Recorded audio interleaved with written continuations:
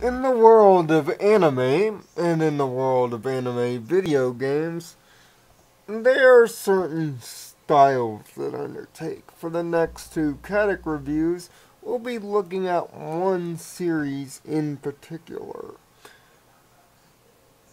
One very weird and very meta series. And one very underseen and to some underrated. And that would be the Mega Dimension, or in case of the game, and the Hyperdimension Neptunia series. This series has spanned all of PlayStation's life cycle as a game. Now we'll be looking at the newest game in the next Kadic review, but we'll be looking at the Funimation produced anime based upon it. Now, who made it? Well, that would be Compile Heart and Idea Factory. If those names sound familiar to you, you may have gone off the beaten track a couple of times and played a game known as Record of Argress Lore that they did, or many of their other weird and wacky games based on relationship systems and such. Yes, they created an anime. An oddly meta, inside the park, fourth wall breaking action comedy. In the world of game industry, and that's spelled with a R-I at the end, and video games are essentially given life, properties of RPGs, and the many different styles of video game are given life here. Think of it as a Captain N style video land of the 21st century variety. To maintain peace within its citizens and its own little worlds, CPUs are needed. But these CPUs are literal physical gods that need share energy. In other words, being liked by their own individual populace to power their own crazy and, yes, overly fan-serviced god forms. The main character, named Neptune, runs a Sega-inspired kingdom known as Planetoon. Loli, play on we, is run by Blonde, although it's spelled Block, but they pronounce it Blonde. She's hot-tempered and serious and focused, along with her little sisters, CPU candidates Rom and Ram. They run a Nintendo-inspired kingdom. Last Station is run by Noir.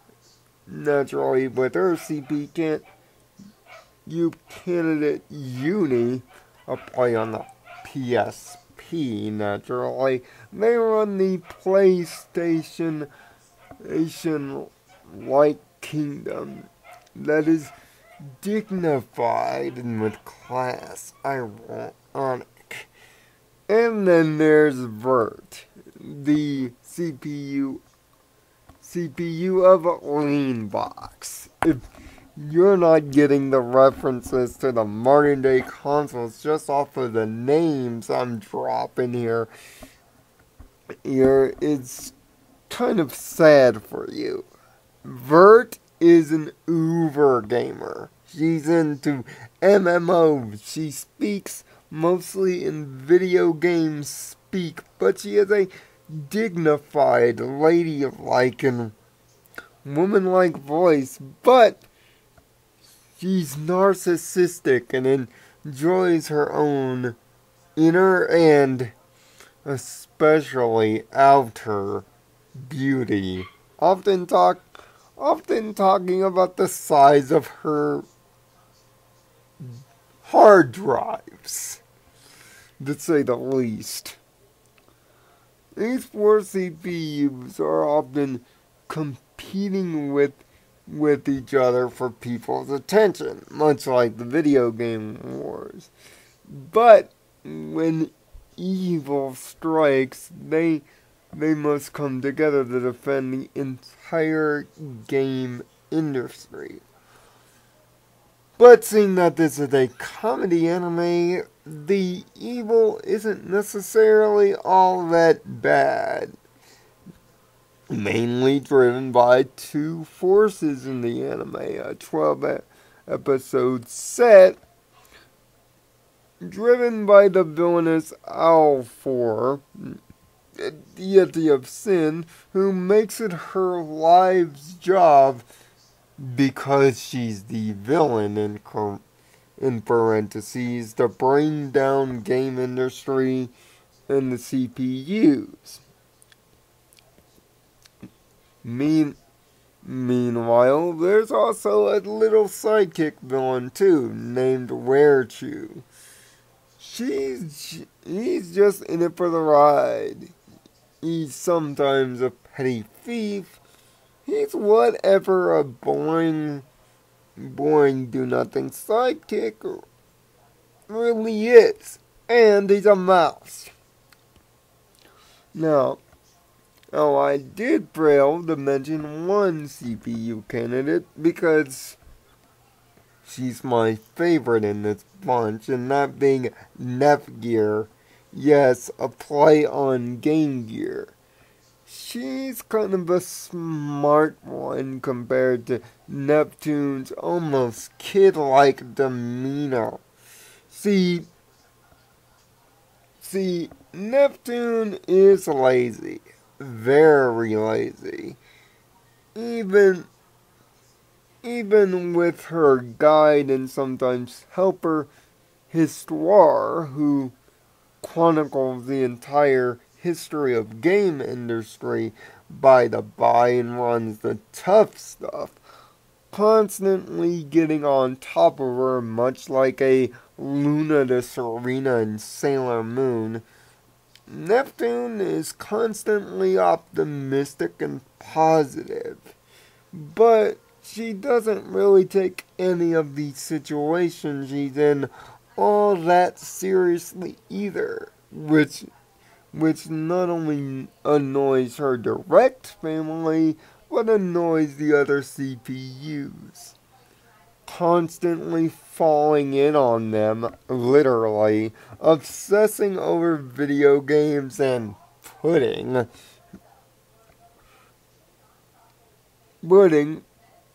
Neptune is totally aware that she lives in the world of video games, almost living rule by rule to their laws. But in the CPU forms, however, our four mains take on not only busty looks, but their personalities get inverted as well, which is a nice play. Their CPU forms are known as hearts. Just interchange colors. Neptune is purple, Blonde is white, Vert is naturally green, and Last Station is black. But in the course of the anime, we run into other CPUs. Of course, the CPU candidates are known as the Colored Sisters. But we do run into other CPUs, cause why the heck not? Most notably, we run into two in terms of the anime's plot. Um, a little girl no older than 3 by normal standards, known as Shy, who equally loves pudding, but is the main source of the main plot, who turns into an evil CPU writer due to some manipulation. And, of course, Plutonia. Now, Pluto, let's just say she's an innocent, shy, considerate little girl. She's lovable, almost on a Fluttershy level. But that's when she's not in CPU form. But in CPU form, she's on the complete opposite spectrum. She's an S&M bondage-loving dominatrix.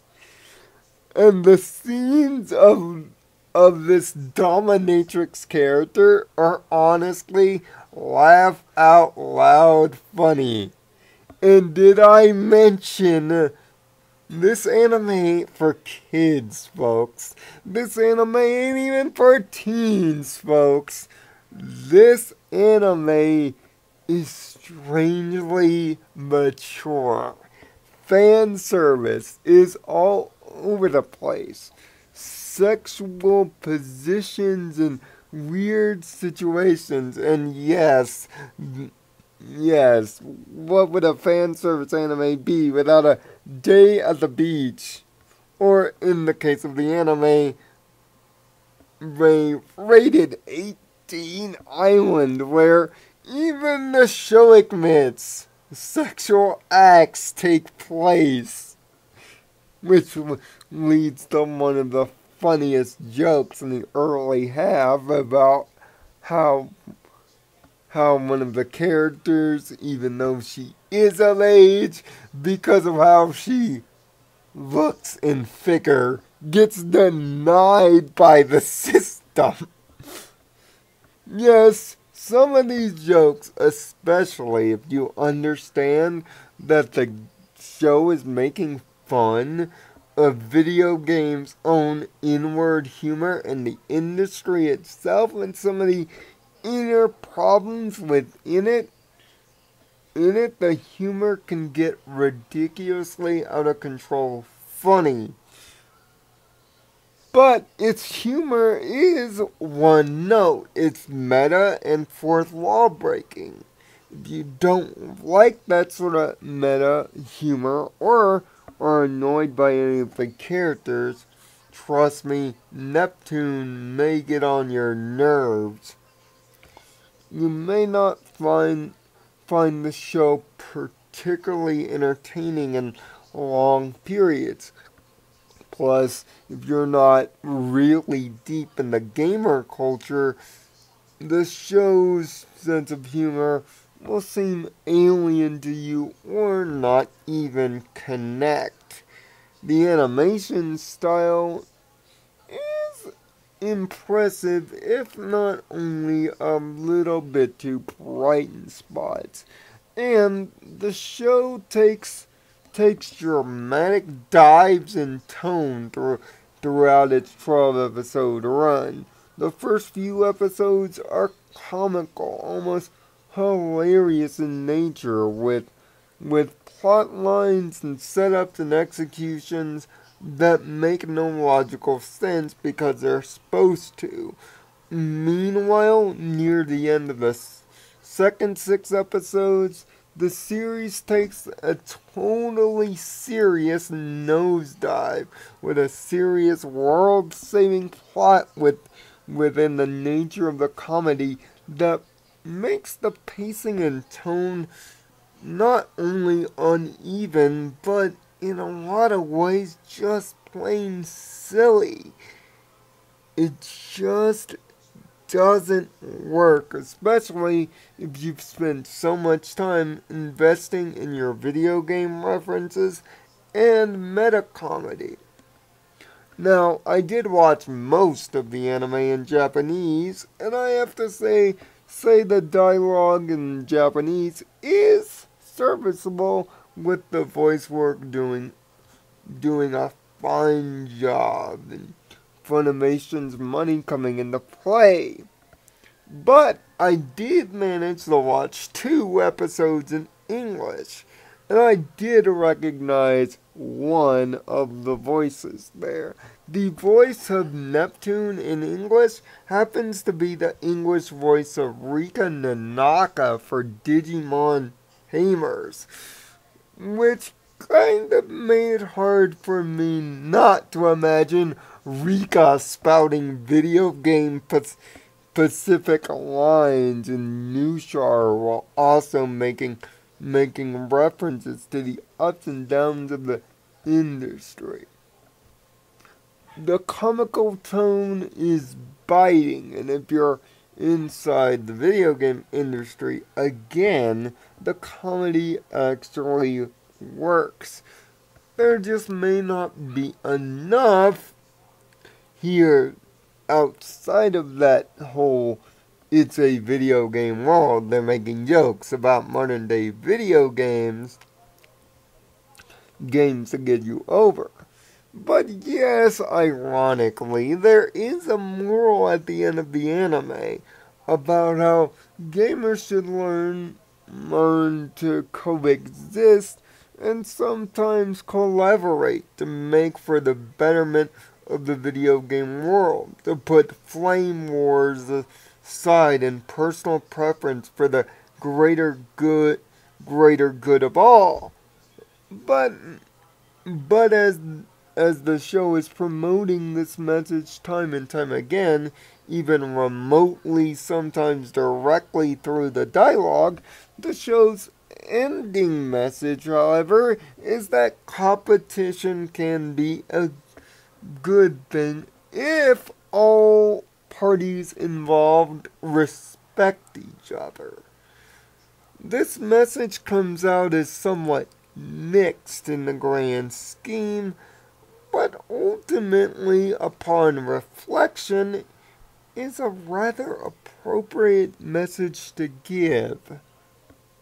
Although the anime is not the greatest thing in the world, and plus I'm not a big fan of huge amounts of fan service, the video game meta humor and sharp writing behind it, plus its 2 great moral codes, are something to be respected. But the changes in tone and style throw the show off immensely, especially in its latter half.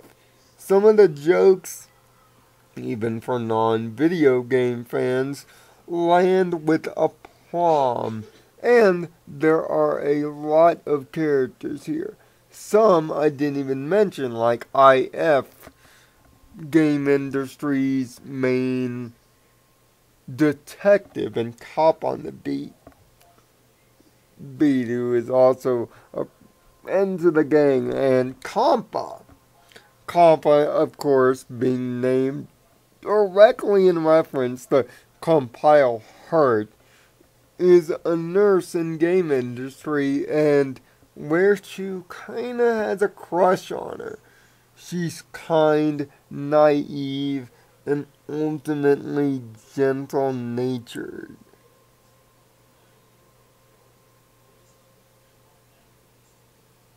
As well.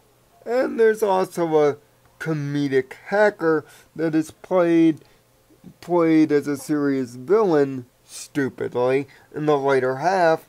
That is also a play on the hacker group Anonymous. See, there's a lot of inside the ballpark references with Hyperdimension Neptunia. It's all about your tolerance to it and whether you can take some more. But if you're if you're a guy in the video game industry or a girl that can't help but laugh at some of the lunacy that goes on in the modern video game world, especially with the internet, Neptunia might be the funny, laugh out loud riot that you may enjoy. But understand, this show is not for the faint of heart, and especially not for the young. There's way too much nudity in this show, and trust me, the nudity is on purpose, and the characters even know about it and reflect upon it and are very sexually open. So, if you find that somewhat offensive or troubling, this anime is totally a skip. But for those that are into those types of anime or of our age, Neptunia is not really going to impress you with anything fantastic except for its fantastic opening theme known as Dimension Tripper. But outside of its fantastic opening and closing sequences, the show may not be all that well.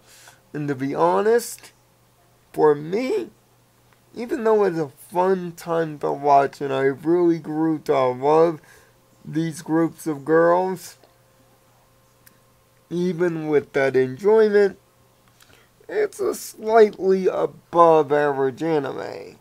But if it's your type of thing and your type of humor, game industry is waiting for you. And it's a blast. Mega Dimension Neptunia, the animation, gets a 6 out of 10. So this has been the first part of 2 Kadic Reviews. Now that we've talked about the anime based upon the games, next time we'll be talking about the newest game based on the anime based on the games. Inception. We'll be talking about Mega Dimension Neptunia V2 next time in Kadic Reviews. Until then, I am Nirvana Sparkle. Find peace in your own nirvana, and thanks for watching.